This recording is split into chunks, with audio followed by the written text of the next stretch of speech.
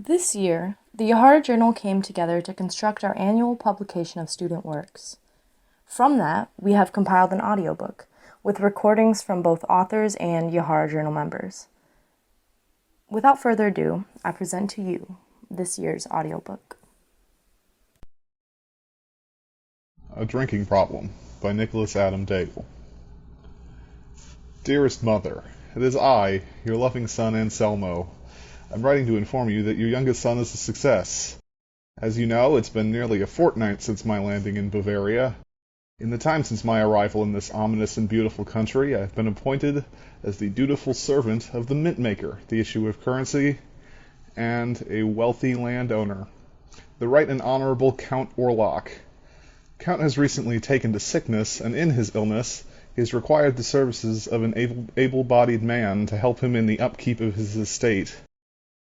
He also requires assistance in the performance of his duties as mint maker. I had been staying in an inn after I arrived in this foreign land. I went to the innkeeper and inquired where I might find employment. The innkeeper informed me of the open position here at Count Orlok's estate, and upon the beginning of my employment here, Count Orlok graciously provided me with lodging in a small cabin on his land. It's funny, dear mother, when some locals heard of my acceptance of this position, the vicar himself came to warn me of the Count's strange activities. However, I found that despite the odd hours he keeps, the Count is truly a generous and kind-hearted man. I've found the denizens of Bavaria to be a superstitious and cowardly lot. Count Orlok is a lovely man. He's even offered me some inheritance if I continue in my faithful service. Regards, Anselmo. Dear Rinaldo, my loving brother, I require some assistance. You see, I recently accepted a job in the employ of one Count Orlok. Things have not gone to plan. Upon my arrival in Bavaria, I found myself quite low on money. After my long trek from Holland, I inquired about some employment opportunities and was informed of one such opportunity to work for the Count. Some of the locals informed me that Count Orlok is a strange and dangerous man. I paid them no heed and took them for superstition. But upon commencement of my employment, I learned the truth of Count Orlok's supposed affliction. When I met him, he had a deathly pallor about him and the strangest yellow eyes I had ever seen on a living man. Months later, I learned the reason for his disquieting appearance. Count Orlok is a vampire, dear brother. Worse than that, there have been some murders. Shortly after my arrival at his estate, the town drunkard, a boisterous man named Beauregard, came to live here. The Count informed me that my new primary job was to bring Beauregard casks of wine from the village whenever he required them. I was confused at first until I learned the purpose of this errand. You see, in all my time in his employ, I never witnessed Count Orlok eat or drink anything to speak of. I learned this was due to his condition of vampirism. Unfortunately, it seems that Count Orlok had developed a taste for alcohol, except that because of his affliction he couldn't consume any liquid other than human blood. As a result of this, the only way Count Orlok could satiate his desire for drink was to consume it from the blood of a drunk man. This is the reason for his agreement with the drunkard Beauregard. However, I refused to assist in this activity if I wasn't going to receive the benefits of vampirism myself. When I informed Count Orlok of my position, he became quite violent, and I feared for my life. I tore down the curtain covering the window, at which point the Count violently burst into flame. Then, in my rage, I stabbed the drunk Beauregard. In any event, I now desperately seek rescue from Bavaria. I implore you to come and rescue me, brother. The Affliction of Cooper Barton by Hannah Waugh. The old house on the corner creaked and groaned, its weight bending to the merciless wind. The shifting of the rotting planks and boards eerily resembled the moaning of a human voice. The house appeared as if it had been pleasant-looking in its prime. An open porch snaked around the outside of the house, and a winding garden pathway led to the front door. The wide double doors had been delicately engraved, a brass knocker centered on each. Time, however, had degraded the house. The paint was peeling back to reveal the rotting wood underneath, and the brass had tarnished to a deep green hue. The garden had been neglected for years, and now only contained overgrown weeds and the skeletal remains of dead shrubs. Its name was Blight Manor. Despite its appearance, Blight Manor was occupied. A man lived within it. He had inherited it from an anonymous deceased relative, people said. Or perhaps he had bought it to carry out his shady business, the Boulder one said. People spoke about this man behind his back, but not one of them had ever said one word to the man. The townsfolk went to great lengths to avoid him. Parents told their children that he was the worst kind of man. This man, you see, was a writer. His name was Cooper Barton. He was known to lock himself in his house for weeks at a time, never emerging until his deadline was met. He spoke to no one, acknowledged no one, and they did the same to him. Tonight he had shut himself up in the house, as it was the night before his deadline. Within the house, the man sat at a worn wooden desk in the library. He was a small man, and the ornate chair seemed to swallow him whole. Bookcases towered around him, their shelves filled with tomes that used to inspire Cooper. Now they only taunted him. A laptop was perched upon the desk, its bright screen illuminating the small room. A document was visible on the screen.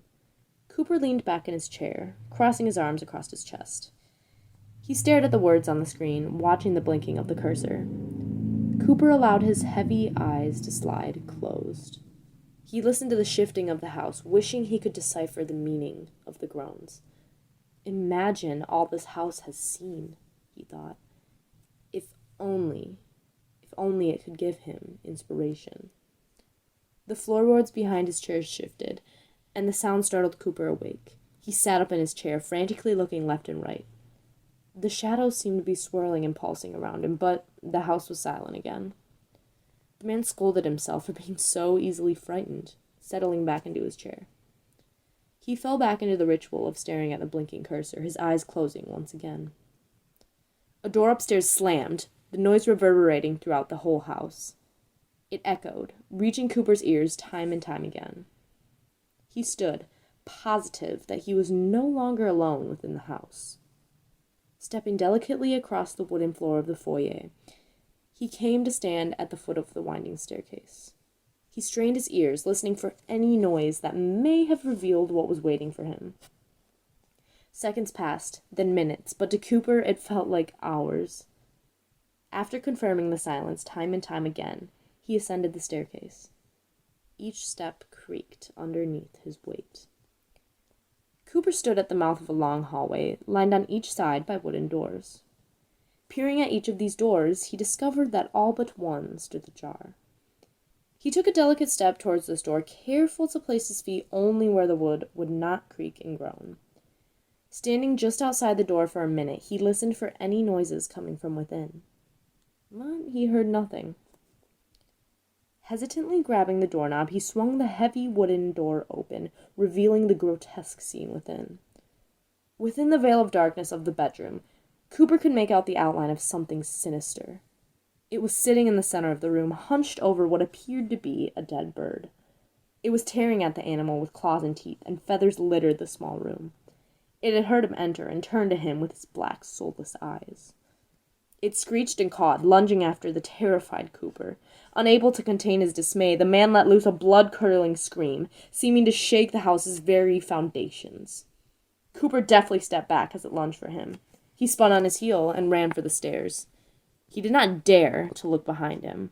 He heard it following close behind him, the scratching of claws against wood. One moment of hesitation, and he would be the creature's next meal. Upon reaching the stairs, he bounded down the first 2 steps. The next steps, however, he did not reach. He lost his footing, his feet caught beneath him, and the man began to tumble, head over heels. Cooper fell down the winding staircase. The creature watched him from afar while his prey landed at the foot of the stairs. It stood before returning to the shadows from whence it came. The police arrived at Blight Manor only minutes later. They had been called when someone complained about the screaming. Upon kicking in the rotting door and traversing the entryway, they found Cooper Barton in a crumpled pile at the bottom of his stairs. His neck had snapped on the way down, and his eyes were still open, in pure terror. He seemed to be looking to his desk, where his laptop and unfinished work sat waiting. No one could say for sure what had happened to Cooper Barton that night. Some say he killed himself, but others, the bolder, they say he had been killed by writer's block. She Is My Place by Destiny Hines. As she walks just ahead of me, I try not to stare, her dirty blonde hair dusted with glistening gray that peek out just under her sideways worn Milwaukee Brewers baseball hat. She takes each step with confidence as she makes every effort not to cause a crease in her new gray-blue Converse shoes. Her first pair of jeans for the colder fall season pulled from the back of her closet. They are stylishly distressed with rips at the knees with hanging white threads and sit just at her hips. Her gray-blue speckled shirt covered in a small swallowbird print shifts with each step. Her well-kept style will never overshadow her perfectly angled smile that lay below her beautiful gray-blue crescent-shaped eyes. Minutes feel like hours as I get lost in her swagger, each step we take across cold, pale concrete toward the brightly lit entryway. My hand becomes clenched and yearns to hold hers. I listen closely to her enthusiastic words as she harmonically talks about sports. I try to appear as though I know what she's talking about. I unfortunately do not know much about the topic. What matters to me is that I know what I feel for her. I instead watch as she gracefully takes each step, and I listen to her sing her words about sports. Once we arrive, we wait for our names to be called so we can share one of many more meals together. We stand between two large white horse sculptures as they stand guard to the restaurant's entrance. As I lean against a cold concrete wall while we wait, I feel arms wrap around me. The feeling of warmth swallows me whole. As she leans over my shoulder from behind me, her body pushes against mine. She lays her cheek to mine and then kisses my shoulder. I inhale and close my eyes as her kiss sends chills throughout my body. My heart swims in this moment. I inhale deeply while I still stand wrapped in her arm. She smells of men's cologne. A smile spreads from ear to ear across my face. With my eyes still closed, I can feel the eyes of people staring as they walk past us. The feelings of bliss coursing through me takes over. I no longer think of anything but her. The smell of spices starts to entwine with the cool autumn breeze, and it begins to spin all around us. We both inhale deep, and then exhale with sounds of pleasure as our stomachs start to growl in anticipation. I open my eyes to refocus and realize our surroundings. While we still stand in the same place, the restaurant entryway, something has changed in me. In that moment that I was in her arms, even though it was only a few minutes, I felt as though time had stood still. Her warm, affectionate embrace made me feel complete. In that moment, nothing else was as important. That moment showed me she is my home, my heart, my place. Memories of a Programmer by Adama Sawadogo. Almost like a daily ritual, he ended his day with these scripts in the command prompt: get add dot and get commit dash m, quote unquote, courses addable, and get push. He saved his long day's work before shutting the machine down with shutdown/s. Nobila always had his fingers invisibly glued to the keyboard. Now, it was time to go to bed and enjoy the movies of his long-time but vivid memories. Quickly, his desperate attempt to revisit his day and his successes and failures did nothing but drift onto the island of his nostalgic childhood memories. The last time he telephoned Grandma back in the homeland to honest people, he felt as though he had just left. Their conversations were long and deep, as he would often pull out common memories that he had with her, some of which she had already forgotten. However, he avoided certain words and topics, as he knew that the old woman would not sleep days afterward, just thinking about the distance separating them. He felt like it was just yesterday that he was farming with her, herding her sheep, and going on trips on foot for dozens of miles. This was one of the most cherished memories he wished to go back to. Or so he thought. His memories about the village where he grew up, his young uncles, his grandma, and the lake were so fresh that he could lose himself in them for a while. On his grand's mat on the floor, under a thick and warm cotton blanket, lying on his belly up, head up, he used to read his elementary lessons in front of the incandescent lamp. He was only 9 or 10 then. Best times ever. Romantic memories sometimes stop by, but as he refuses to welcome them, they return back and slam the door of his conscious mind that is crowded with sweet and innocent experiences. However, on rare occasions, he accepts the urge to look back at these beautiful young girls who had always had a crush on him only because he was smart, if not the smartest. Alas, the same way he refutes his memories, he ignored the girls. Now he wonders why he had not been courageous enough to talk to the teacher's daughter, whom he publicly denied but loved dearly in secret. To him, love and school could not sit on the same bench.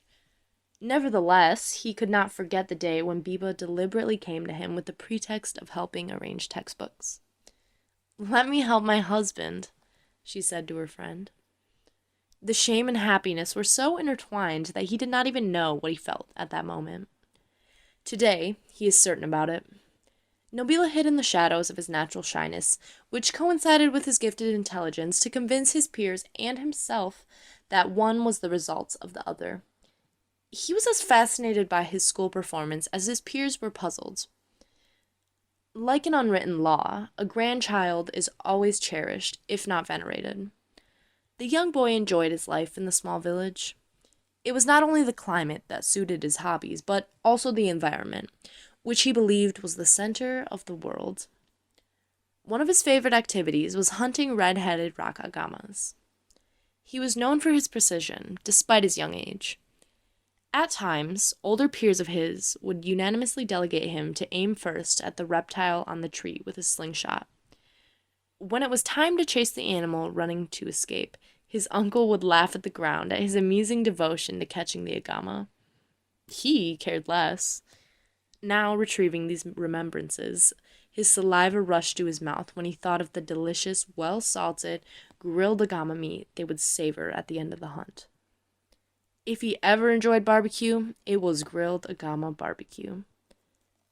This thought just reminded him of the unfair fact that he has nothing to tell his modern friends what his hobbies are and what meals he preferred.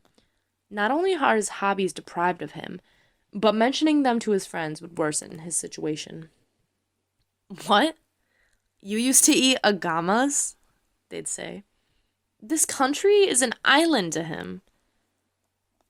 An hour has passed since he agreed to the conventional call from the bed.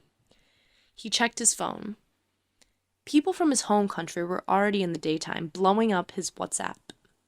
Ironically, he ignored the messages because he did not want to receive a call from an uncle at this hour of the night, although he had been thinking about their shared memories. After a few swipes on Tinder, his rage escalated from the simple knowledge that these gals seemed too good for him, or that he was a victim of a stupid algorithm. From the day he learned that users are classified based on algorithm-generated scores, he tried to swipe left often to keep his score high, but it did not matter. Maybe he has been seen, but swipe left on all the time. Now, he put his favorite memory show on. Fishing. Fishing was one of the things that he could outperform his peers in outside of school. While sitting on the inclined tree above the lake behind their home, excited nervousness would invade him at the sight of the cane indicator going down and up at the rhythm of a hungry fish trying to eat the bait for free. The indicator was a piece of old gumshoe, usually red or yellow, attached to the line and close to the hook in a way that would move when the fish is eating the bait. Poor catfish. Nothing is free. He recalls these moments when he would dig for worms, holding them with either of his hands in the same way a freshman holds a pen. It is just a tool. When the cane indicator starts dancing, he holds the handle tightly, makes room for himself, and loosens up the line before pulling the cane with an angle less than 90 degrees relative to the water's surface. If successful, the next events were spectacular, and even he was amazed by his skill. He would hold the cane with the ill-fated fish and walk from the top of the tree inclined over the river to the ground without holding any branches. Those moments were as memorable as first dates and graduation days. The village was heaven to him.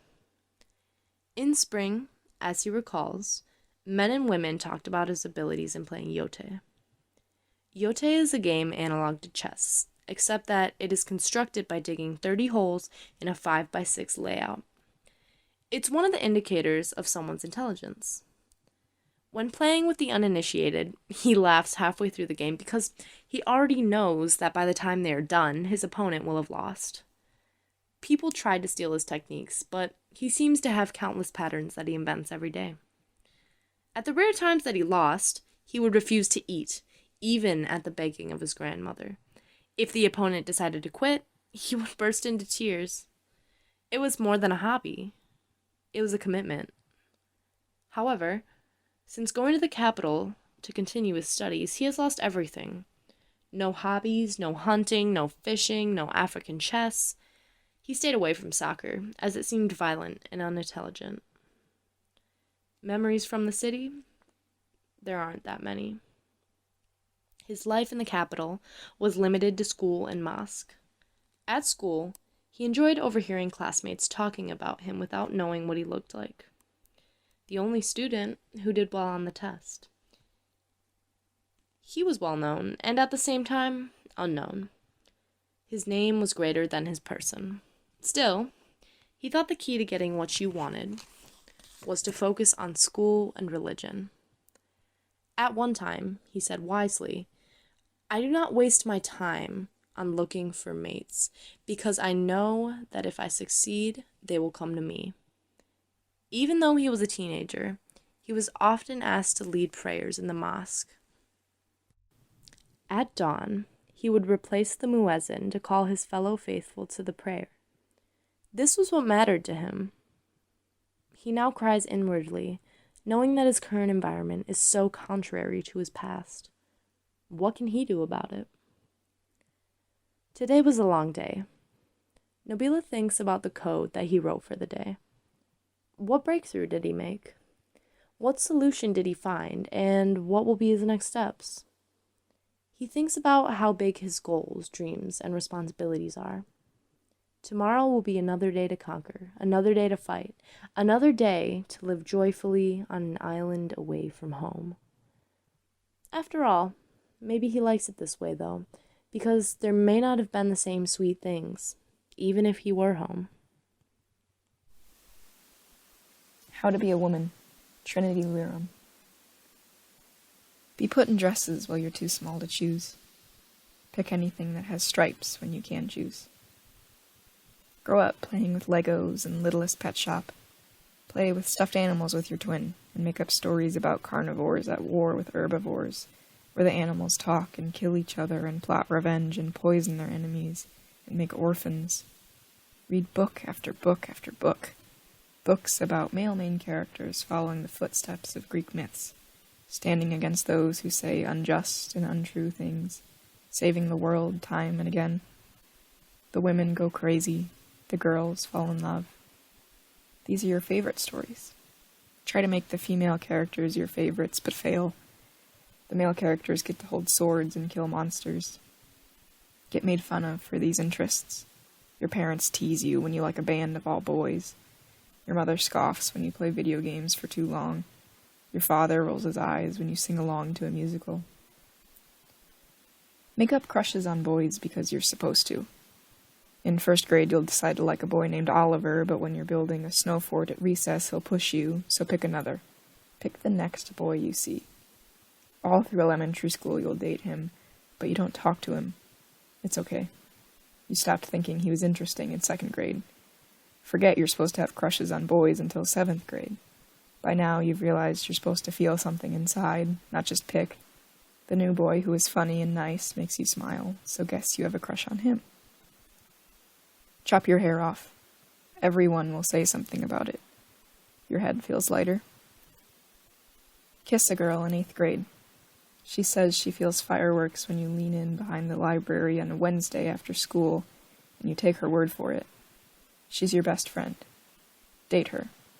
In freshman year of high school, believe there's something wrong with you for never having a female favorite character. Go see the new Star Wars with your girlfriend and like it. The two of you will break up with each other soon, and you'll still be friends. Like it that way just as much as you liked dating. Get made fun of for a week, alongside every other girl who hasn't seen the original Star Wars movies, but saw the new one. Watch makeup videos on YouTube, and obsess over how to do it perfectly before you try it yourself. Try it yourself. Buy green concealer to hide redness, then put on blush. Use mascara even though you can't tell the difference with or without it.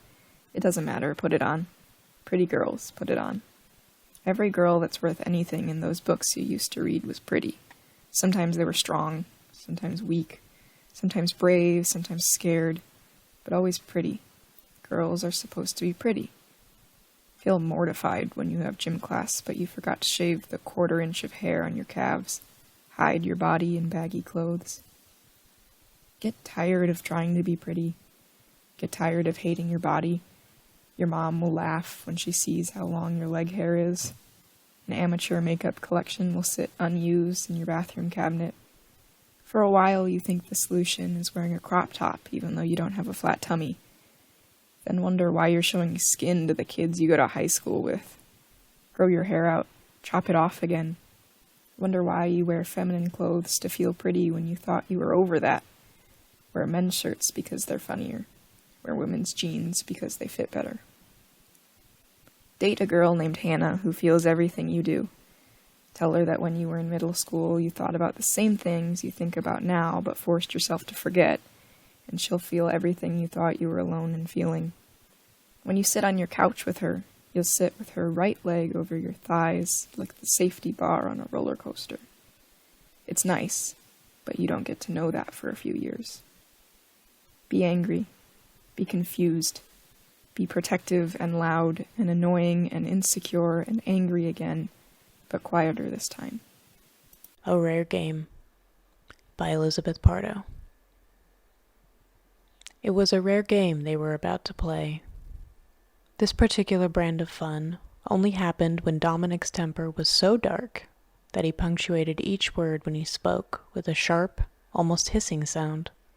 Jennifer didn't like this game. It wasn't fun.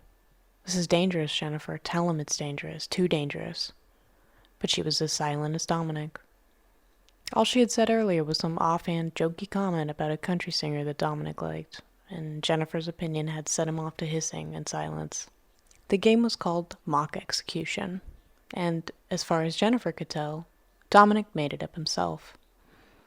Dominic would spot a pedestrian, and then he would drive his sedan as close as possible to the pedestrian, and then Dominic would pretend to try and run them over. Pretend, right? Pretend, Jennifer thought, watching Dominic's thin face in the burgeoning pre-dawn light. Once Dominic saw the naked and terrified responses of the pedestrians he was pretending, to run over, he would jerk the wheel. The car would right itself in the lane with a squeal, and then Dominic's game was done. The last time they played Mock Execution was 4 months ago, when Dominic agreed to finally meet Jennifer's best friend Scott, who she met at school. Scott was a classmate she'd known for over 3 years. Dominic had been nearly silent throughout the whole dinner, looking at his phone, drinking hard liquor, and occasionally laughing at nothing. After they all left the restaurant, Dominic watched Scott walk away to his car, leaving Jennifer standing there on the sidewalk without unlocking the sedan. Dominic told Jennifer as they drove away that Scott wasn't actually Jennifer's best friend, as women simply couldn't have male best friends, because Scott was more than likely just looking to get into her pants. Jennifer snorted and laughed. "You're funny, Dominic. Of course Scott's my best friend," she responded, thinking he was making a joke. Dominic went even more silent than he was at the restaurant. He pressed his lips together and had started looking for pedestrians. This time was no different. Still, silent, with angry heat crackling off of his skin in waves, Dominic drove the speed limit but pressed his lips together, scanning for pedestrians. The sedan's clock read 5:13 a.m., so there were few people awake and outside yet. Jennifer hoped that they wouldn't find a pedestrian. Then they crested the hill on the way home, and Dominic spotted a jogger. The jogger wore neon green and yellow running shorts and a neon blue top, her braids swinging with the pounding of her feet on the uneven dirt road she ran on. She was wearing headphones, focused on her run. Jennifer pressed her hands together on the inside of her thighs. Please don't see us. Please don't turn your head and see us, Jennifer thought. Dominic switched lanes, still going the speed limit, and eased the sedan right behind the jogger, taking up the bike lane. Once Dominic eased the sedan slowly into the jogger's line of sight, his lips slackened into a small, tight smile. 5, 6 seconds passed, and finally the jogger saw the car. She startled hard, her whole body jerking to the right in surprise. Jennifer watched the jogger lose her footing. Dominic had stopped the car to watch too. They watched the bright purple shoes get caught, tangled, her left foot tripping her right foot. The jogger hit a deep hole in the unpaved path, and neither Dominic nor Jennifer heard the sound of the jogger's skull crack as it collided with the exposed and unused rusty water runoff pipe sticking up from the ground. They watched as the jogger's body twitched once, twice, and then went still. Blood was all over the pipe and the ground. The pair remained silent, watching, only for a moment. Dominic jerked the wheel and put the sedan in drive. The game was over. A Mother's Love Never Ends by Ricardo Isaías Marroquín Santos. At the age of 16, mi madre kept one secret away from everybody, especially her padres. Although she couldn't hide it for long. She lived in a vecindad, a Mexican-style home where multiple generations of our familia share a large house with a courtyard in the middle. One day, very unexpectedly, and from far away, her cousin Elliot asked, "Hey Sylvia, are you expecting?" Since her padres were standing next to her, mi madre couldn't hide it anymore. Mi madre stated, "Within 3 months of my pregnancy, I stopped going to school, and I eventually dropped out of high school because I wanted to prepare for a safe birth delivery." Within 3 months of her pregnancy, mi madre happily married mi papá, Miguel Ángel Marroquín Guerrero. At the age of 26, mi madre had given birth to 4 boys who she loved and cared for. She took on the role of a full-time stay-at-home mother. Time after time throughout her life, she made decisions that benefit the life of her children. She sacrificed a career outside of the home, her familia, brothers, sisters, and parents, and her comfort zone. Mi madre worked very hard. Her dedication throughout the day was hard work, and every intention was to benefit her children.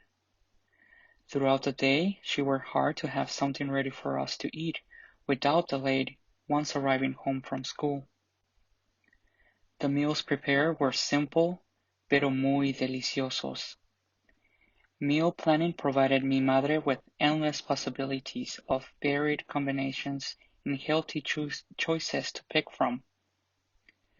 She served a simple base of rice, beans, lentils, ground beef, vegetables, soups, quesadillas, molletes, and chiles rellenos en salsa verde. Anyone can understand how many extra measures it takes to build a meal from scratch. It's indeed beneficial, but I can see how a large part of her day and energy was sacrificed for providing food for all 4 of her children and husband. At the age of 35, she heard about an opportunity for a better future.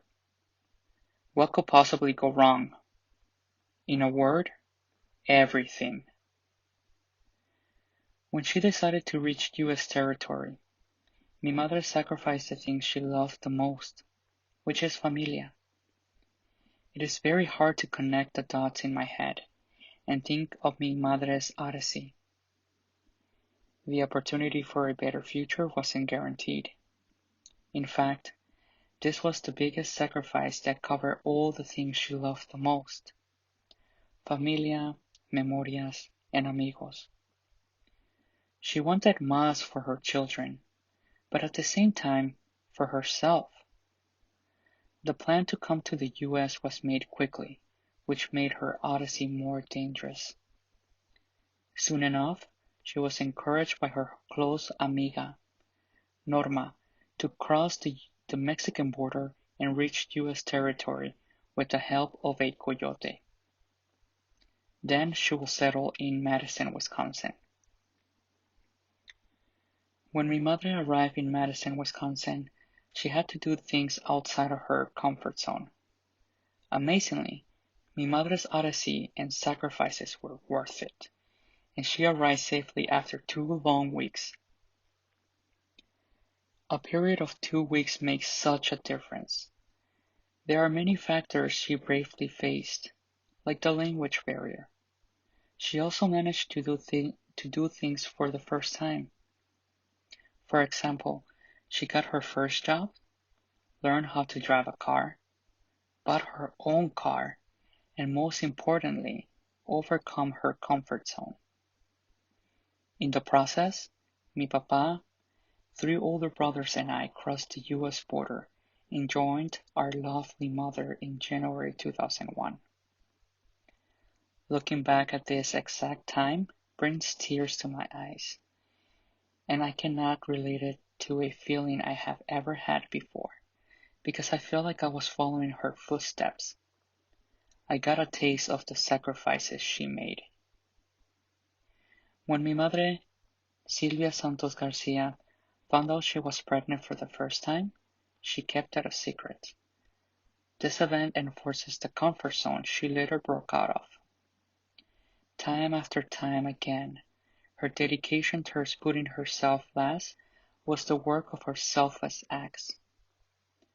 For the people that know her, she is a mother, a father, a friend, and a visionary that broke down walls. She came to the U.S. with a gut feeling that it was the right choice to leave everything behind. On the surface, she is mi madre, but in my corazón and conscience, she is the sixth sense that guides me with a gut feeling. Because of those feelings, I have also stepped out of my comfort zone and made sacrifices to take my education seriously. Because of her experience, she will say, "Estudia, si no vas a trabajar donde yo trabajo." I take this quote very seriously, and she is glad that I am following her legacy of being courageous. Translations: Amigos, friends, chile rellenos en salsa verde, stuffed peppers with green sauce. Corazón, heart. Coyote, a human smuggler. Familia, family. Madre, mother. Más, more. Memorias, memories. Mi, my. Molletes, a traditional Mexican open sandwich with refried beans and melted cheese. Padres, parents, pero muy delicioso, but so delicious. Staff versus Crew by Allison Rudolph. It is 3:57. My shift at the restaurant starts at 4:30. I'm always 10 minutes early.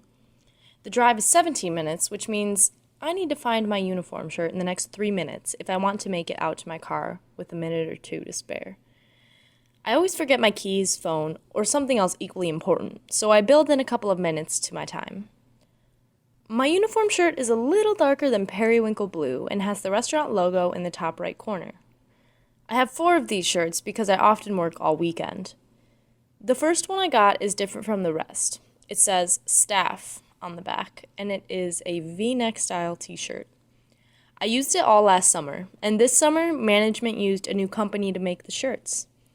My newest 3 are all different sizes, but they all have a circle neckline and say crew on the back.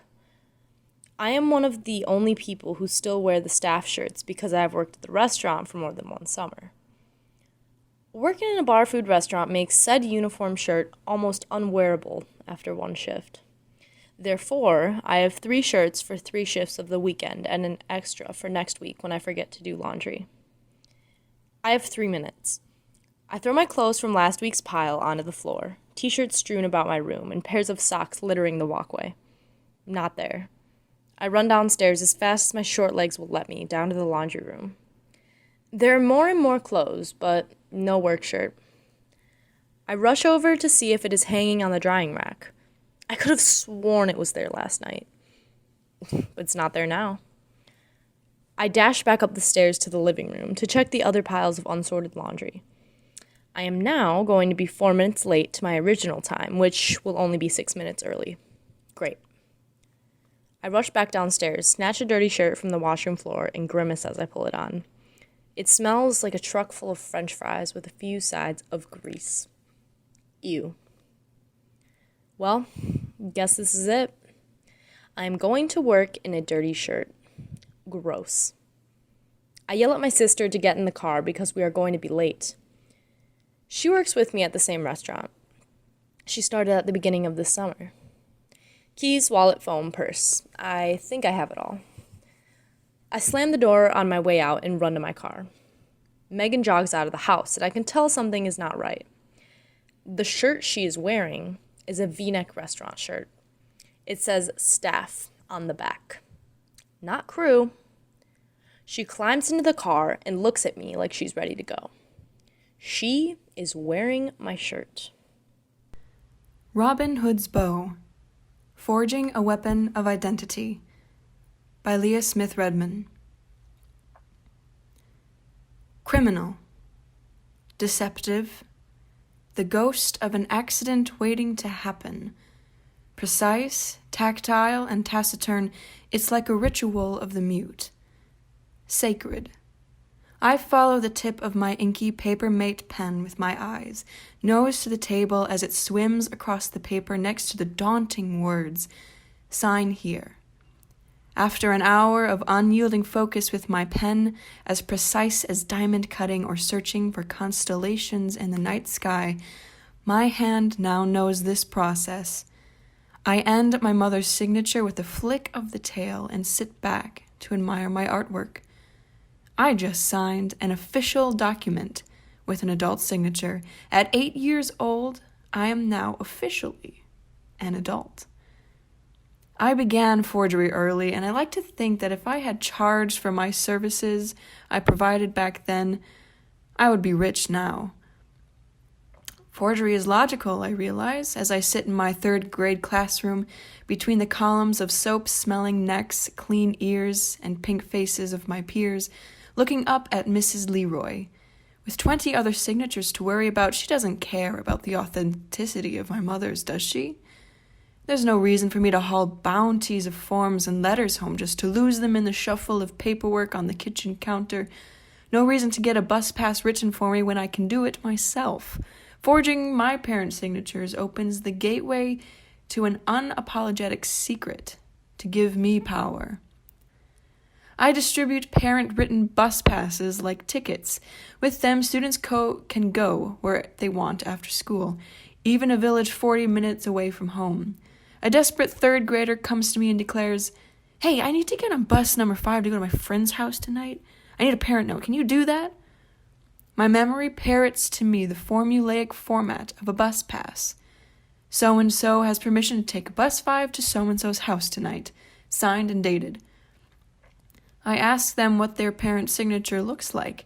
and oftentimes they scribble it out in a flurry of swirls like Sally Brown's hair in Peanuts, then say, but nicer, or but longer, or simply, but better than that. It begins with an inspection, in the way an appraiser studies a Monet. I stare at the signature, a looming reminder of them, whoever they are. I bring it closer to my eyes, playing trombone with the paper. Then I take my pen. No pencils allowed, for the permanency of a signature in ink cannot be redone with the help of an apologetic pink eraser, and trace the air above the signature. Then replicate it. Once below. Twice below. 3 times. Then above and on all sides, filling the paper with mockeries of the penned identity.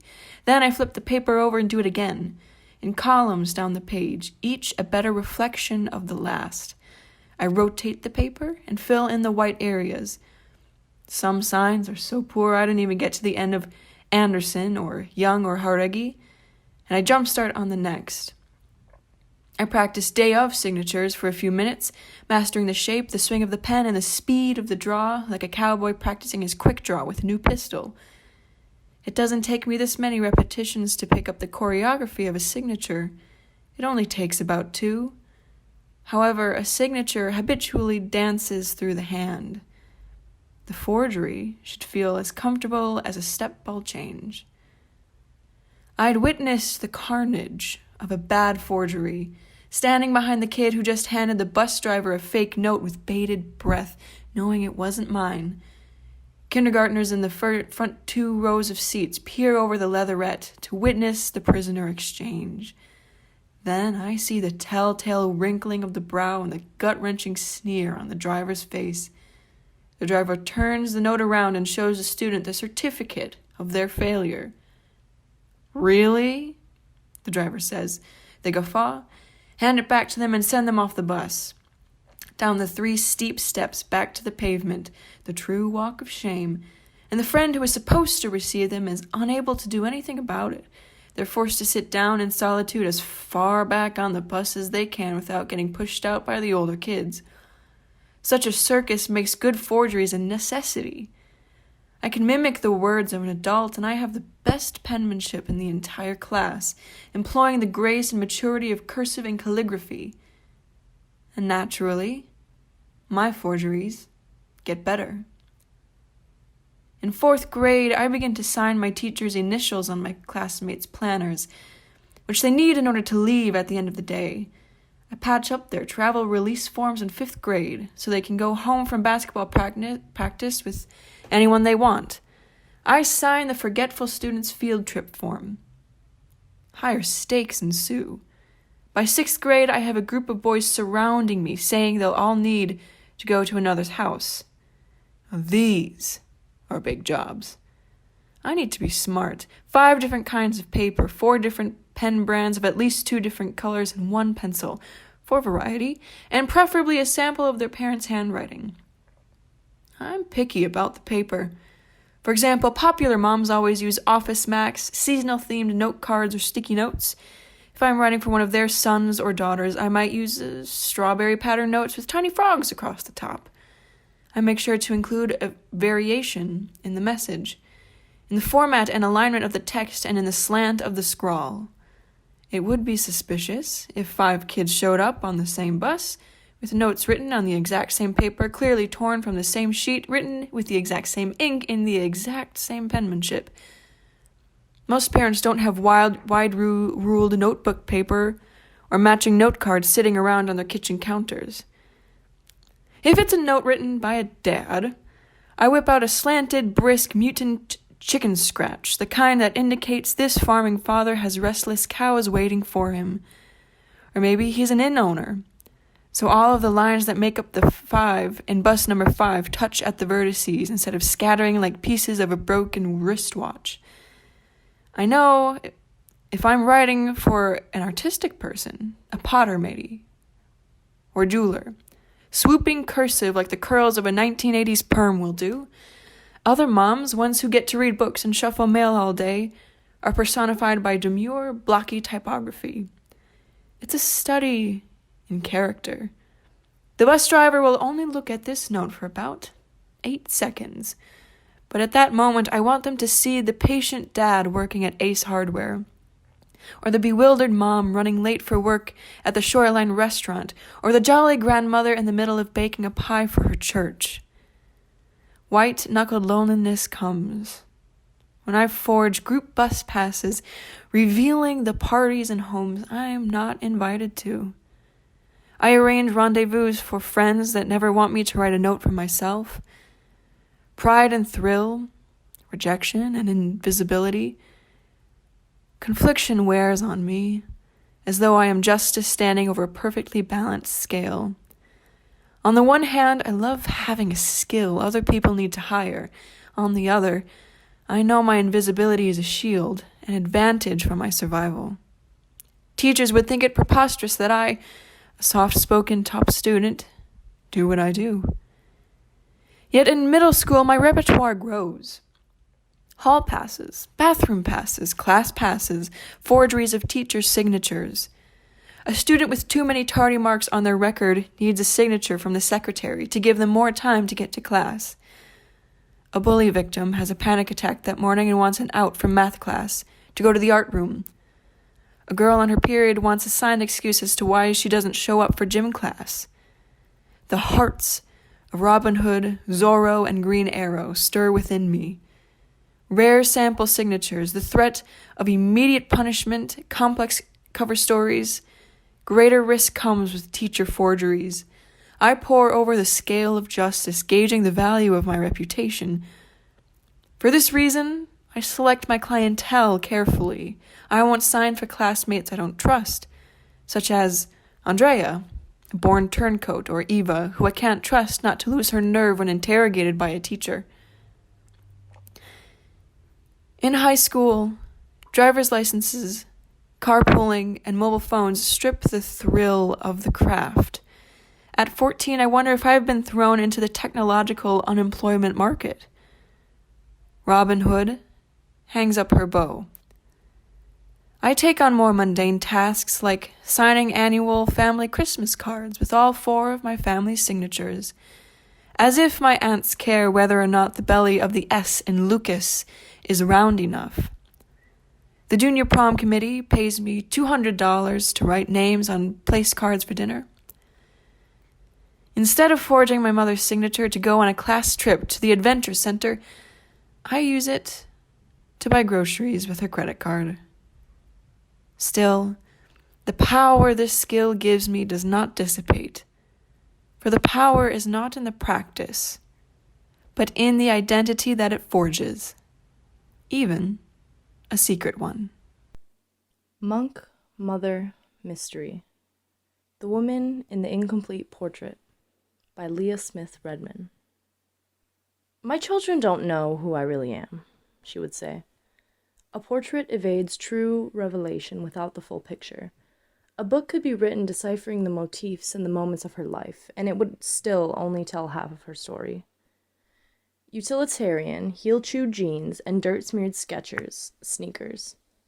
Eyes that droop with the weight of her Slovene and Austrian ancestry, to which she is a stranger, an easily caramelized skin imprinted by transient freckles and sunspots.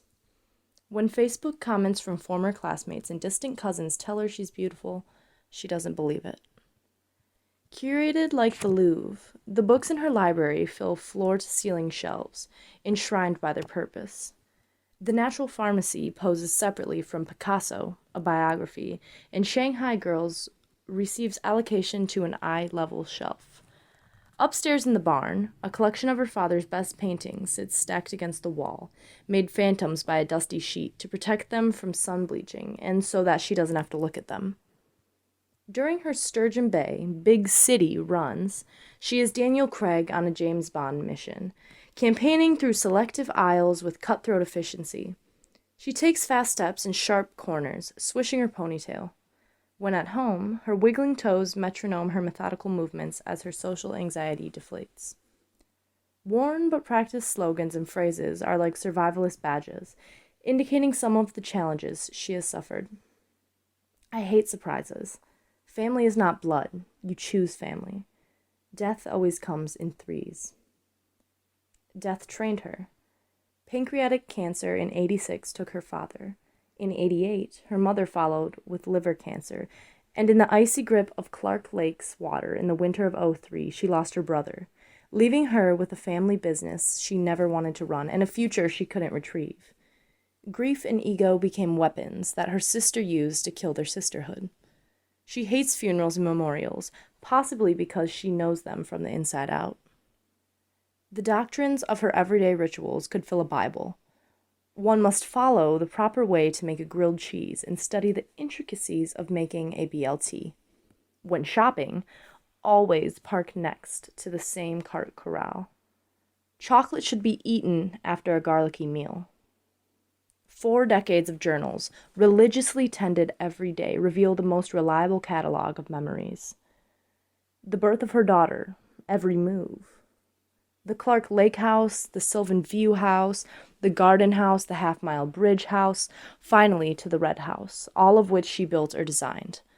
Every vacation, from hiking the grease-black lava rock at the edge of the lava flows in Hawaii when the kids were 4 and 5, to her middle school son surfing in Mexico, to midnight walks in Paris and biking down the Italian Alps as teenagers. Undiagnosed PTSD and amnesia had taken these memories away. It is not her routines, however, that define her. Ungirdled by relentless common sense, her craving for dance pours through her. Ballet, modern jazz, swing, tap, Hawaiian, Native American, Javanese, Irish, African, Afro-Brazilian, Bharatanatyam, and Tai Chi. More than the mental liberation of writing, more than the perfectionism of drawing or painting, more than the house-rattling power of her singing alto voice, the physical shackle-shattering of choreography makes her whole. She is whole when she sits, perched atop a stump at the edge of her east-facing bluff that spills abruptly into the alley that hides Fish Creek, where a patchwork of pines woven into the deciduous forest bends together as though meditating on a ritual to begin. Here, she and her off-the-record therapy dog, Tiki, an orange-socked German shepherd, address her sage and adoring inner monk. How do I connect to all people, like Donald Trump, through love? What is next for me? She is whole, even though her portrait contends itself like the battling colors of an Andy Warhol painting. A sage and a child, insecure and confident, spiritual yet fastidiously grounded, loving and sometimes judgmental, and hospitable but private. Conservatism in a small-town cherry farming community, in which she grew up, bookended by only 2 neighbors for several miles, allowed her to develop judgments about certain people. Blondes are manipulative. Southern drawls make a person sound unintelligent. Conservationists drive Subarus. Despite this, she touches with a healer's hands, a modern witch brewing essential oil blends for tummy aches and ailments. 3 of her potions, tummy truce, belly balm, elimination stimulation, cure 3 different kinds of belly aches alone. The encyclopedia-like nature of her spirituality allows her to draw from the Hindu beliefs of the Bhagavad Gita, from Tibetan therapies, from the neuroscience of binaural beats, from Buddhist meditation, from massage, and from countless spiritual and philosophical thinkers and teachers. She heals to survive. She is a mother of 2 children and a dozen others. The underdogs, the artists, the intellectuals, and the LGBT kids severed from the pedestal of popularity at the local school. She is whole, even though years of name-calling and harrying by her older sister, the lifelong traces of teenage bulimia, and 15 years in the customer service industry as the owner of an inn have diminished her self-confidence. Facebook challenges, constantly updating technology, Fox News, CNN, reality TV, insurance companies, political abuse, climate change. This chaos, the kind that shatters her routine and timetables, she combats with cooking good food, feeding the tender rabbits hiding in the yard, and maintaining her garden. And watching MASH on weeknights. Dinner and birthday parties become showroom spectacles. Christmas Day breakfast is a live-action recount of a delicate painting delineating nobility at a Parisian table. A night out at the Door Community Auditorium becomes an art, made intense by the search for the perfect pair of earrings to match her floral black and white Goodwill skirt. The mosaic of these moments, made important by her touch, still does not piece together the whole picture. The language of her love speaks through the intimacy of her details. Attending her daughter's musical rehearsals to offer critiques on her dancing, driving her son through outdoor county villages to help him sell his photographs to the local paper, taking time out of each morning to share coffee with her husband on the porch, even though it may dismantle the routine of her entire day. She knows that how she is remembered makes up only the framework of what would be her lasting memory. Like the Mona Lisa, she lives the life of the muse, of a portrait whose mystery only she knows. The People Watcher by Hannah Dotzler. As soon as I clocked in for the day, I was ready to go home. I sat down in my boring, plain cubicle and let out a big sigh. Being an accountant at an insurance company was not fun, but it was my life. Let's be honest, I wasn't there for the pure enjoyment of math and numbers. I was there for the money. Isn't that why anyone works? Ideally, I would have opened my own bakery. Baking was my only real passion and happiness in the world. But I didn't have the money, time, or motivation to actually make that happen. So, there I was, sitting at my desk, dreading the day ahead of me. There was one good thing about my job, though.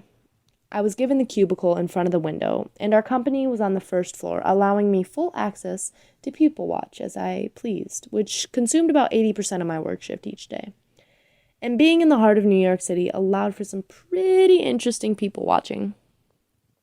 This day, I was feeling particularly unproductive and decided to spend the whole morning studying the pedestrians. There were two types of people, I realized, in the world: the sad and the happy. The sad were way more common than the happy.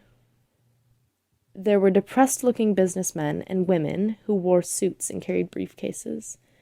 I swore out of all the years I watched people through that window, I never once saw someone who wore a suit smile. Then, there were people on their cell phones screaming at the person on the other line. Or there were people who walked down the street crying, or had puffy red eyes because they had just finished crying. There would be friends or partners who walked side by side but didn't say a word to one another. Almost everyone I watched each day looked unhappy. Every once in a while, though, I would see someone from the happy group. Most of them were young people. Kids would be oohing and eyeing over a bird they saw across the street. College students would be laughing at something they had seen on their phones. Couples would be smiling at one another and telling each other stories about their day. When I really thought about it, I realized that I belonged in the sad group. If someone had seen me walking down the street, I wouldn't be smiling, especially if I had just got done with another 8-hour shift at work, which was almost every day. I didn't like the idea of being associated with these depressed people, but I knew it was the truth. My life didn't have to be like this, and the only person who was making it boring and sad each day was me. I daydreamed about the idea of opening my own bakery, and it seemed like the best, most perfect thing in the world. That's it, I thought. I can't do this anymore. Just then, my wandering mind got interrupted. "Have you gotten anything done at all in the last hour?" my boss asked. This was my chance, I thought. It was now or never. I could either spend the rest of my life being an accountant, living a sad and depressing life, or I could be a baker, living a happy and fulfilling life. "I quit," I said. A Brief Account of Booker House by Cameron G. Schneeberger. Before Booker House belonged to my aunt. It was the school for rich girls with blue eyes. Before it was a school for rich girls with blue eyes, it was a place where Union soldiers cleaned their guns. Before it was a place where Union soldiers cleaned their guns, it was a farmhouse owned by the Booker family. I stayed at Booker House for a week with my cousin. I was 11. It was a lavish place for a child accustomed to Midwest frugalness. It was a bona fide mansion, infested with chandeliers, taxidermied foxes, and a small cleaning staff who lived on the premises. My aunt's collection of exotic chickens orbited the house, and her horde of marble-colored greyhounds migrated noiselessly from room to room, pausing for nobody's hand. On the third night, my cousin and I shared a bed. The sound of a low groan enveloped Booker House that night. I don't remember how long it lasted. The groan slowly crescendoed into a guttural shriek. I'd say it was only 10 minutes, but my cousin claims it lasted all night. It terrified us. We shared a bed for the rest of our stay. I remember I ate yogurt for breakfast the next morning. I also remember interrogating my aunt about the cause of the sound. She offered no explanation aside from the undeniable fact that old houses produce all manner of sounds. 14 years and 2 husbands later, my aunt graced me with a reminder of her existence and asked me to lunch. I was in college at the time. She drove me to a diner in rural Michigan that served frog legs. Booker House had long been sold in favor of a slightly smaller house that was allegedly much less work. That place was haunted anyway, she said, dipping a frog leg in ranch dressing. You know that moaning sound? Never knew when it was going to happen. One of my dogs ran away because of it. Never got used to it. She explained the last people in the Booker line to own the farm were a pair of twins, the Booker brothers. They were infamous, in their brief lives, idiots who inherited more than they deserved and drank most of it away. The only thing they loved more than grain alcohol was their pet cow, an unfortunate animal who the Booker brothers dragged indoors frequently. They dragged the cow inside taverns, general stores, and a church. There was a rumor the Booker brothers were romantically attached to the cow. One day, the Booker brothers lured the cow to the 4th story of Booker House. Cows can go upstairs, but not down them, though the cow tried. It fell and broke its legs on the 3rd story landing. Shortly after, the Booker brothers euthanized it with buckshot. Then they dragged it down the rest of the flights of stairs and out of the house. A flock of eager crows gave the cow a sky burial. They kept the damn things in the basement. The cow's bones, I mean, my aunt explained. Had to get rid of 'em when I put new pipes in. They told me not to move 'em, but it made no difference.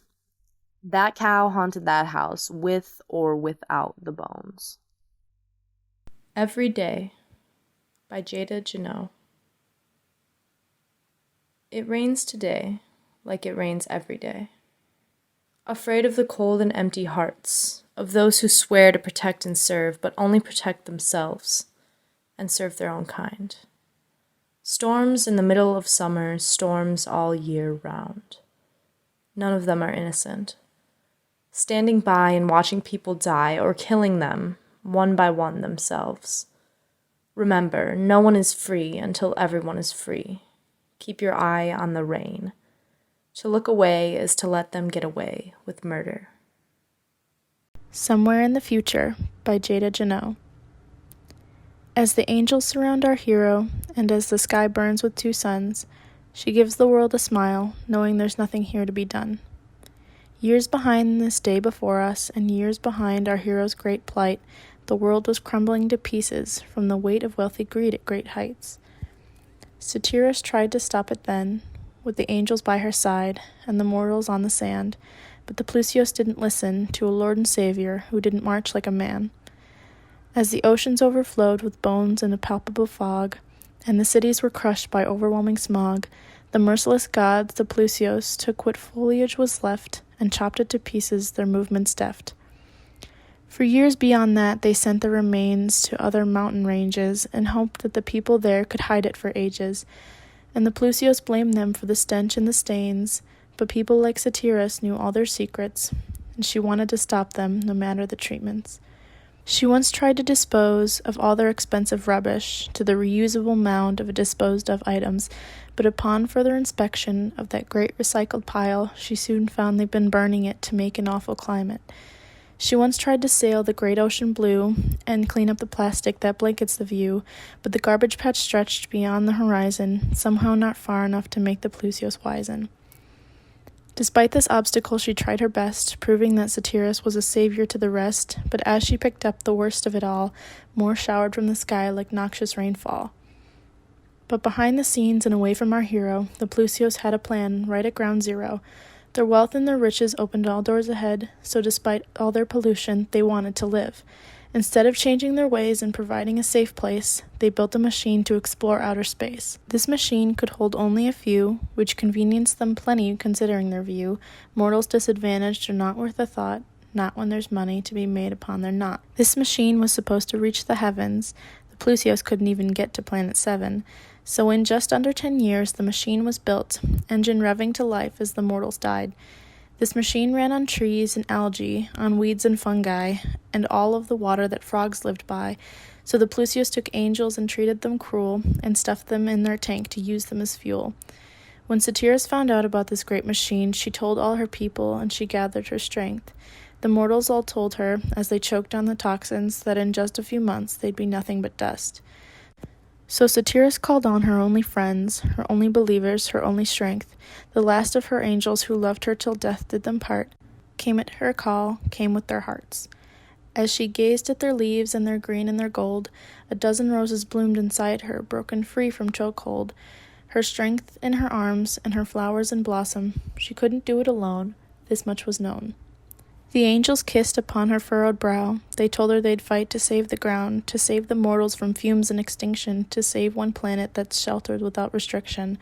The Plusios felt threatened, but not nearly with ignorance, and this fact itself makes all of the difference. War between them went for many years, at the suffering of mortals, at the fall of many angels. Eventually Satyrus was no longer a savior. The only angels left shed tears at the losses, and Satyrus fell to the sword of a monster. At the edge of that sword, Satyrus was bleeding water, the very kind the great machine would slaughter. The Plusios told her that their planet was doomed, though once upon a time there was room for her too, but since she won't obey them, there was nothing to do. As they marched to their machine, making a dishonorable scene, Satyrus sucked in her last few breaths, the air a toxic mess.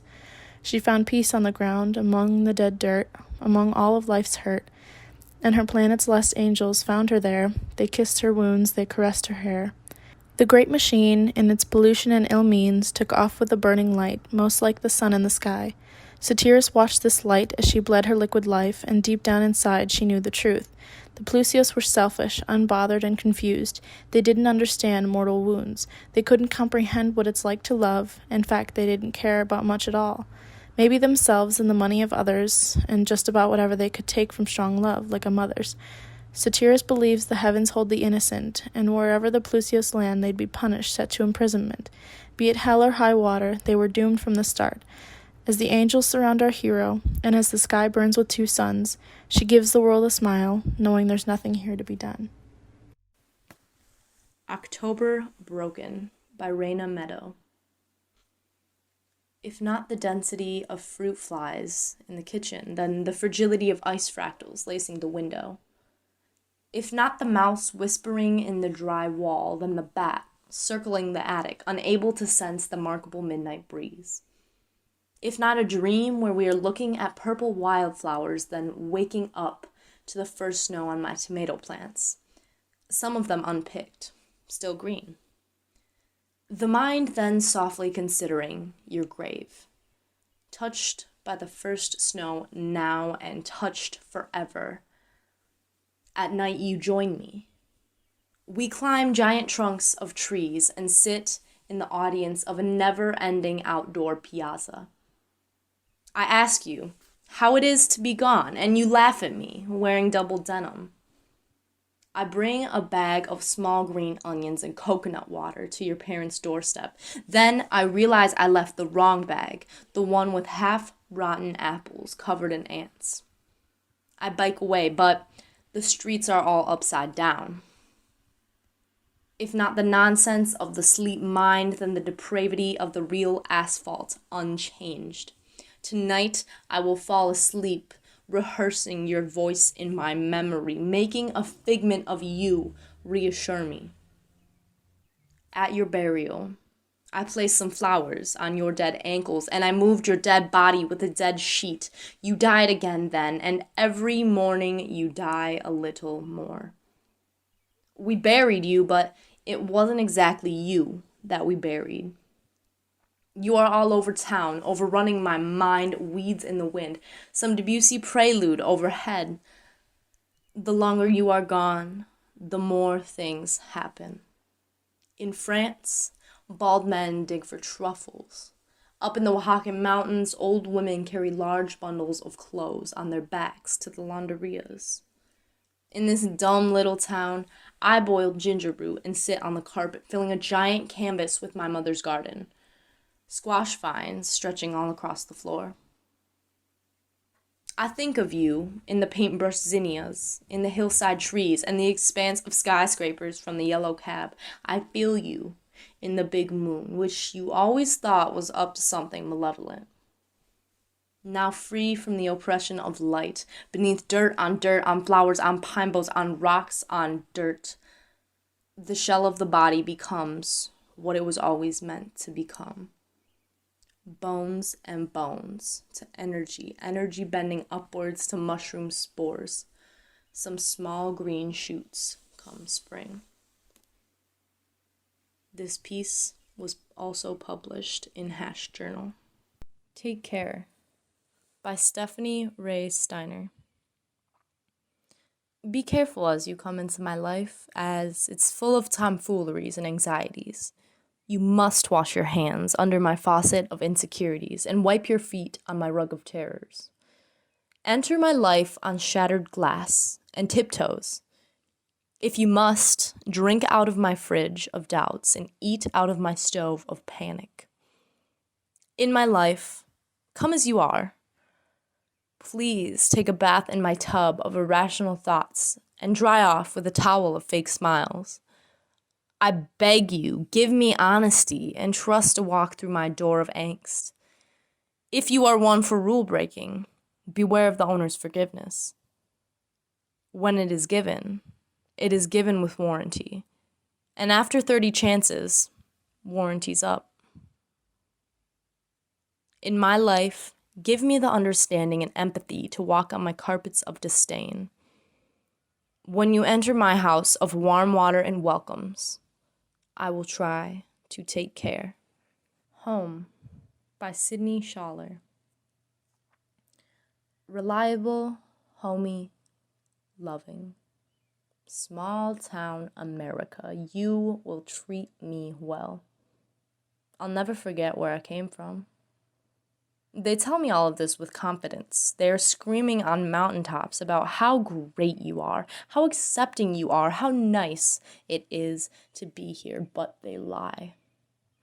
For I have seen your dark alleys, and I know what happens in those cornfields after midnight. I've been in that rundown barn as your teenagers get drunk on Boone's farm in Miller Lite. I was in that bedroom when he stripped her naked and took her dignity. You boast about your pleasantries and your well-to-do families, your yes ma'ams and your no sirs, your pleases and your thank yous, and your welcome to our neck of the woods attitude. You believe you taste like the extra powdered sugar on the funnel cakes at the homecoming fair. They all think you taste that way. They think you feel like soft touches and light kisses and that favorite blanket you've had since you were 3, but it's a lie. I've seen your dark side. You feel like the heartbreak of a first love, gasping for breath at the end of your bed. You feel like the tube they ran down my nose after I refused to drink the charcoal at the hospital. But they were trying to save my life, trying to send me back to you. You are the kids that pushed me around, called me a liar, said I just wanted attention. You are the tires on my dad's truck that carried him away from my home. You are a constant reminder of every bad thing I've been through. They try to say you're that field of wildflowers one stumbles upon when they aren't even looking for anything in particular. They want you to be beautiful. Their hometown is beautiful. Reliable, homey, loving, small town America. You didn't treat me well. I'll never forget where I came from. Mythic, Trinity Lyrum. I am a woman, except for when I'm not, the kind anyone likes to imagine, with hairy legs and belly, and sharp teeth, and greasy hair, and shattered nails. Yes, I am human, except for when I say, wouldn't it be nice to have hair like Medusa? Wouldn't it be nice to have feathers? Yes, my palms sweat, but not for anyone with their feet on the earth. How do I tell this to anyone? How do I say, my hands are too small to hold anything very well? Except for a handful of hands, a glass of cherry Coke with 3 ice cubes, a .38 pen, and sweat fits well in the creases of my palms.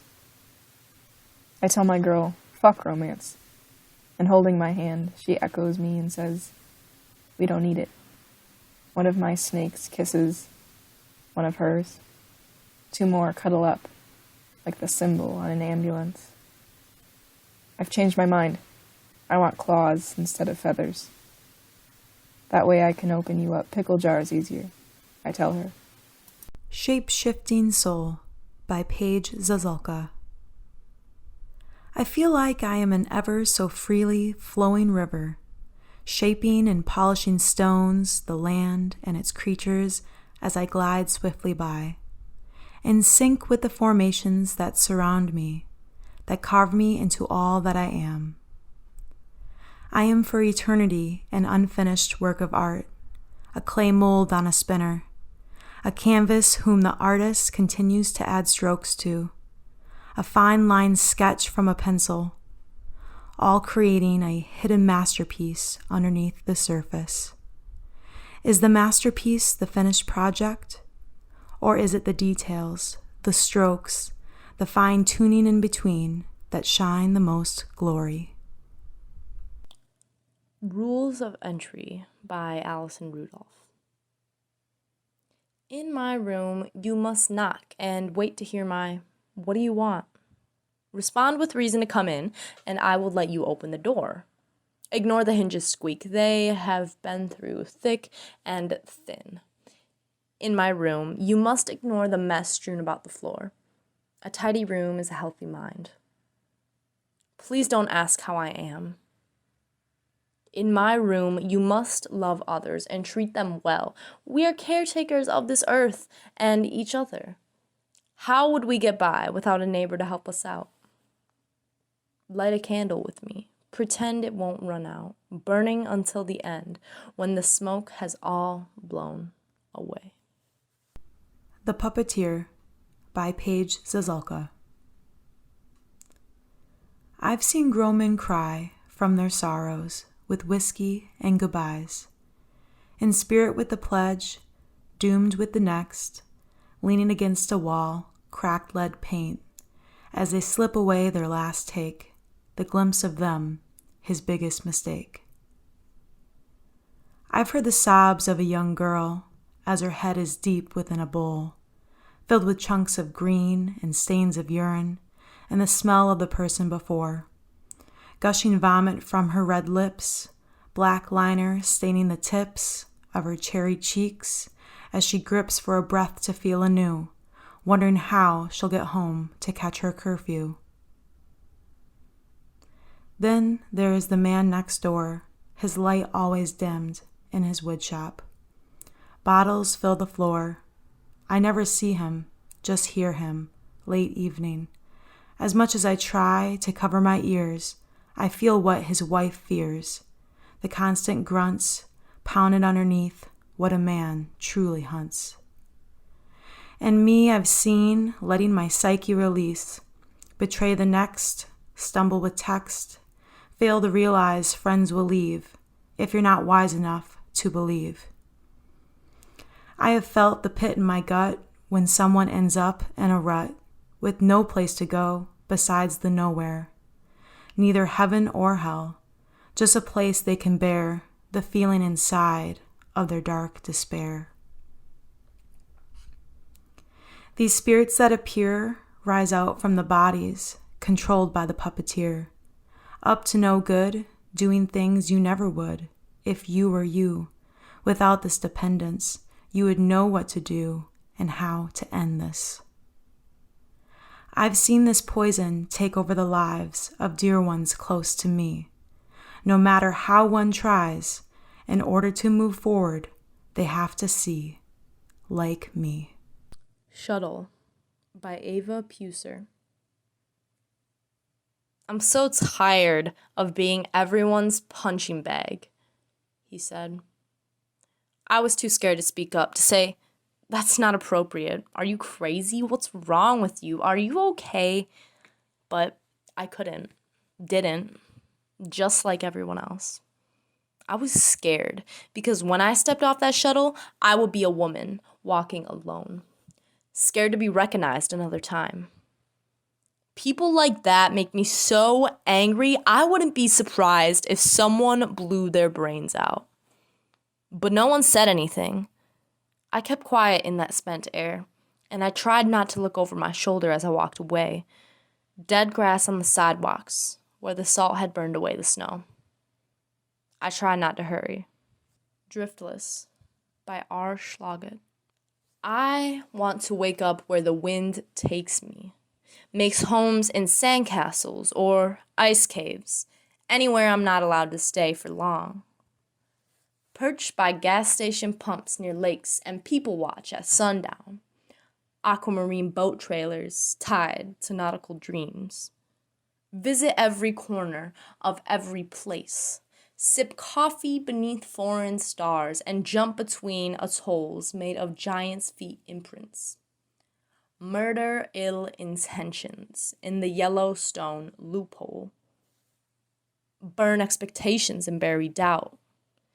Dump lie on them and lie about it. Convince myself the red light I've been waiting on turned green. Make my living on lemonade stands, paint a turtle and trade him for wool socks, crawl beneath the gutter of the road, listen to concrete musicals, ride a horse to the brink of a golden field, gallop over the edge of lunacy, lay under elements above, and sink into soddy earth. Inert desire to be barefoot and driftless, and ride a goddamn horse through a golden field. Hollow by R. Schlaget.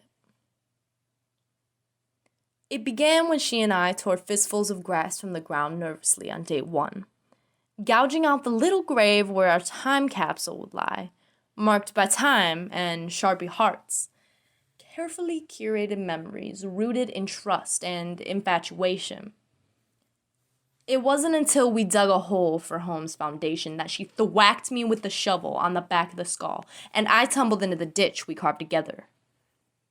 She sprinkles soil on, little by little now. It's in my eyes and in my hair. I think she wants to keep me buried here with the worms in the wet, roots tangled in clay loam, choked by bedrock, but I just dig my heels in. And she pats the last dirt flat with a wink and a kiss goodbye. Apollo by Sophia Gundlach. I am the god of light, prophecies, art, and medicine. The twinned Artemis and son of Leto. I was born on Delos, a land where a dragon python was sent to kill Leto unsuccessfully. I went to Delphi, where Python ruled, and I slew the dragon, claiming Delphi as my land. I am one of the 12 Olympians, one of the most important ones. I was the cause of the fall of Troy, befalling them with the plague and aiding the arrow to kill Achilles. My bay laurel crown, representing the Olympics and my lover. My laurel tree, a reminder of my failed love for Daphne. Damned by Eros to fall for the beauty Daphne, while she was cursed to detest me. My love, who begged Zeus to turn into a laurel tree to escape me. My love, Hyacinth, my lover tragically killed by a throwing discus in a fit of someone else's jealousy. My Hyacinth, I remember you through the flower I made with your fallen blood. My dear crow, you have warned me of the betrayal of my pregnant lover, Coronis. Though I thought you lied and turned your feathers black as night, you are now sacred to me. Each day I drag the sun across the sky in my golden chariot. My beauty and purity are as bright as light itself. I am loved by all, but do not take that lightly. I can be ruthless, as I have been with Niobe, slaughtering her children with Artemis after her rude remarks to our mother, Leto. Worshipped and feared, just as all the other gods were. I am Apollo. Sing my name and feel my light shine upon thee. Origami Color Wheel by Anna Franklin.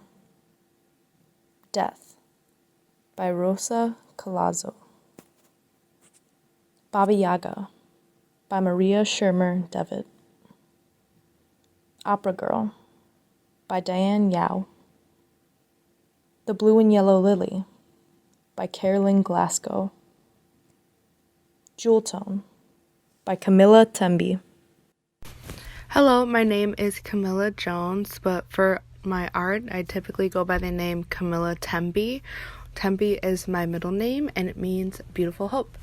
So the name of this piece is Jewel Tone, and I chose that because of the colors that I used in the painting, which are very jewel tone. Now, I got my inspiration from nature. I actually made this piece back in the fall, so it was very beautiful. The leaves outside were changing colors, and it's just like a whole vibe. So I wanted to create that into an artwork piece. So this was actually my first time doing collages this way, because I do consider myself a collage artist. And a family member of mine was like, hey, you should try doing a collage this way. I would love to see you do it, a different way. And so they said that I should, make a collage out of a painting. In the past, I have done collage with magazines, like old magazines, and cut them up, made different things. And I've also done kind of mixed media where I paint a little bit and then also put collages in there. Well, this is the first time where it was completely one of my paintings that I collaged. So I did an abstract piece using oil paint, which oil paint is usually like very opaque, and it just like everything comes together and it's like really pretty. So I did my oil paint, let it dry, probably for like a few weeks, and once I did that, I cut it up into strips and then cut them up into triangles, which is kind of like my signature. I always use triangles. So yeah, this was like the first of many that I really hope to create. Once I cut them up into triangles, I piece them together like a puzzle, paste it all together, and then I will typically decoupage over the top, which kind of seals it in, and then it creates that just kind of finished look, and it also helps it to last longer. So yeah, that's my piece. If you're interested in seeing any of my other work, you can find me on Instagram. It is Tembi333, so THEMBI333. So look me up on Instagram. If you made it this far, thank you very much, and you have a great day. Bye-bye. What I'm Good At by Emma Foshing. Imagination by Ishi Zong. Dinner by Ishi Zong. Pray for plagues, pray for me. Miguel Mares. David, reductive drawing. Paige Peliquin. Fairy Tale Dreams by Diane Yao. Jellyfish at the Aquarium by Kimberly Brown. Lighthouse of Minnesota by Kayla Fry. Untitled by Maya Lathrop.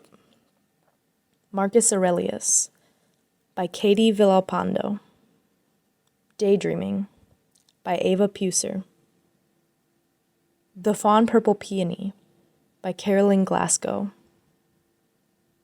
Stay Fly by Haley Furr. Heightened Drawing by Rain Thomas. Paradise by Kayla Fry. Untitled by Cora McElroy. Octavia Told Us by Maria Shermer Devitt. The Yahara Journal would like to give thanks to everyone who participated in submitting work this year, because without your participation, the journal would not have been possible.